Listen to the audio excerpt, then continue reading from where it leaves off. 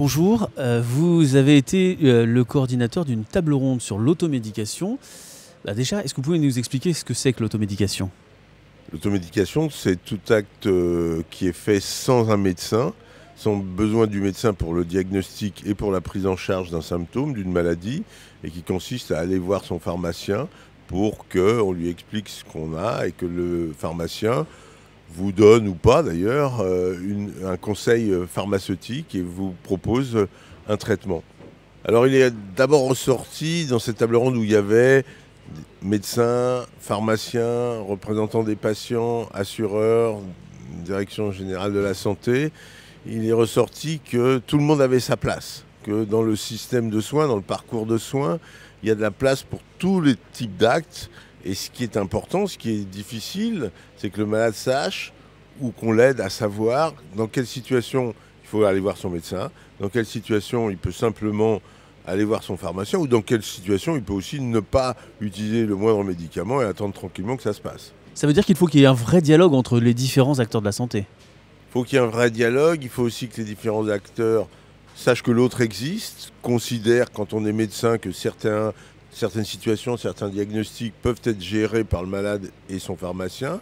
Il faut que le pharmacien sache que dans certaines situations, ce n'est pas à lui de prendre en charge le malade et leur réadresser sur le médecin parce qu'il y a des signes bizarres ou des signes d'alerte ou des éléments qui font dire oh là là, il faut aller voir le médecin. Donc il y a un partage des missions qui impose aussi éducation, formation et études qui permettent de ne pas faire d'erreurs là où on est bon, là où on doit laisser d'autres meilleurs que soi.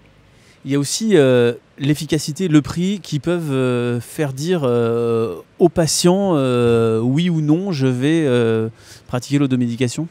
Alors les deux problèmes rémanents dans l'acte d'aller à la pharmacie pour avoir un médicament d'automédication, donc un médicament non remboursé, qui n'est pas sur ordonnance, puisqu'il est disponible comme ça directement, c'est est-ce que je suis sûr de prendre un médicament efficace? Et c'est vrai que c'est compliqué parce qu'il y a des médicaments d'automédication qui sont très efficaces, notamment des médicaments qui sont à la fois en prescription ou qui ont été en prescription et qui ont basculé sur l'automédication. Des médicaments pour le reflux gastro-œsophagien, pour la diarrhée, ce qu'on appelle les inhibiteurs de la pompe à protons, l'opéramide sont vraiment des très bons médicaments qui ont toute leur place dans des maladies aiguës bénignes en automédication.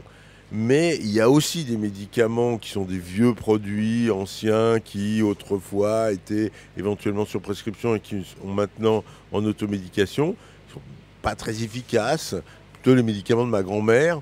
Et c'est assez difficile dans ce paysage de faire la part entre les vrais bons et puis les anciens moins bons. Et c'est un peu confusionnant. Et puis comme vous le disiez, le deuxième grand problème, c'est celui du prix. Il faut que ces médicaments soient à des prix accessibles. Il faut bien dire que ce sont des prescriptions brèves. Vous ne vous traitez pas vos symptômes digestifs avec de l'automédication pendant des semaines et des mois. C'est uniquement pour un symptôme aigu. Donc vous êtes prêt à payer 5-10 euros pour avoir un soulagement. Mais c'est parfois un peu incompréhensible que certains médicaments qui existent à la fois en prescription avec un prix administré et à la fois en automédication avec un prix libre soient plus chers en prix libre qu'en prix prescrit.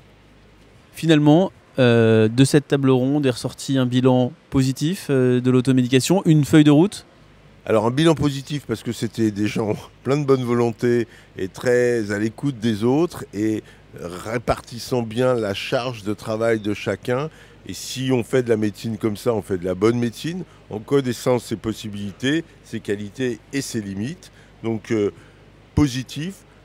Allez, après, en France, on a encore des freins liés au fait qu'on a une très bonne couverture sociale et qu'on préfère parfois aller voir son médecin plutôt qu'aller directement à la pharmacie.